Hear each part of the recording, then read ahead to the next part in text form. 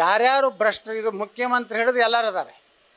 ಯಾಕಂದ್ರೆ ಮುಖ್ಯಮಂತ್ರಿಗಳು ಆರ್ಥಿಕ ಸಚಿವರು, ಅವರ ಏನು ಫೈನಾನ್ಸ್ ಸೆಕ್ರೆಟ್ರಿ, ಚುನಾವಣೆ ನೀತಿ ಸಂಹಿತೆದಾಗ ಇದಕ್ಕೆ ಹಣ ಬಿಡುಗಡೆ ಮಾಡ್ತಾರೆ 50 ಕೋಟಿ.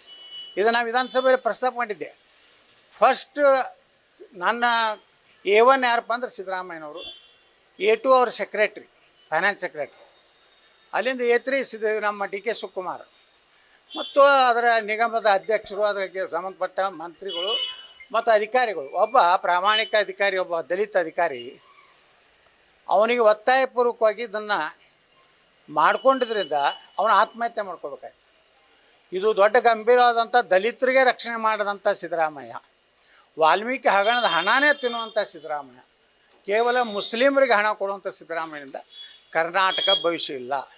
ಅದಕ್ಕೆ ಮನೆ ನೋಡ್ರಿ ಪೊಲೀಸ್ ಅಧಿಕಾರಿಗಳು ಪಾಪ ಅವ್ರದ್ದೇನೂ ತಪ್ಪಿಲ್ಲ, ಅವ್ರಿಗೆ ಸಸ್ಪೆಂಡ್ ಮಾಡಿಬಿಟ್ರು ಕಮಿಷನರ್ ಲೆವೆಲ್ದವ್ರನ್ನ, DGP ಲೆವೆಲ್ದವ್ರನ್ನ.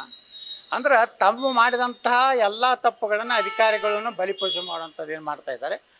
ನನಗೆ ಅನಿಸ್ತದೆ ಈ CBI ತನಿಖೆಯಿಂದ ಎಲ್ಲರೂ ಯಾರ್ಯಾರದೊಳಗೆ ಪಾತ್ರ ಇದೆ ಅನ್ನೋದು ಹೊರಬಿಡ್ತದೆ, ಇವ್ರಿಗೆಲ್ಲ ಶಿಕ್ಷೆ ಆಗ್ತದೆ.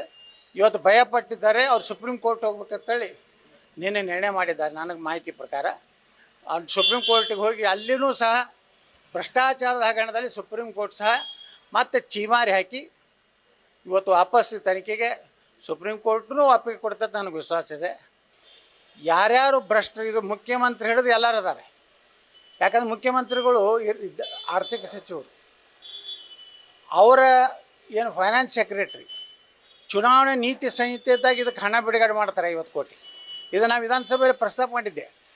ಫಸ್ಟ್ ನನ್ನ A1 ಯಾರಪ್ಪ ಅಂದ್ರೆ ಸಿದ್ದರಾಮಯ್ಯನವರು, A2 ಅವ್ರ ಸೆಕ್ರೆಟ್ರಿ, ಫೈನಾನ್ಸ್ ಸೆಕ್ರೆಟ್ರಿ, ಅಲ್ಲಿಂದ A3 ನಮ್ಮ DK ಶಿವಕುಮಾರ್ ಮತ್ತು ಅದರ ನಿಗಮದ ಅಧ್ಯಕ್ಷರು, ಅದಕ್ಕೆ ಸಂಬಂಧಪಟ್ಟ ಮಂತ್ರಿಗಳು ಮತ್ತು ಅಧಿಕಾರಿಗಳು. ಒಬ್ಬ ಪ್ರಾಮಾಣಿಕ ಅಧಿಕಾರಿ, ಒಬ್ಬ ದಲಿತ ಅಧಿಕಾರಿ, ಅವನಿಗೆ ಒತ್ತಾಯಪೂರ್ವಕವಾಗಿ ಇದನ್ನು ಮಾಡ್ಕೊಂಡಿದ್ರಿಂದ ಅವನು ಆತ್ಮಹತ್ಯೆ ಮಾಡ್ಕೋಬೇಕಾಯ್ತು.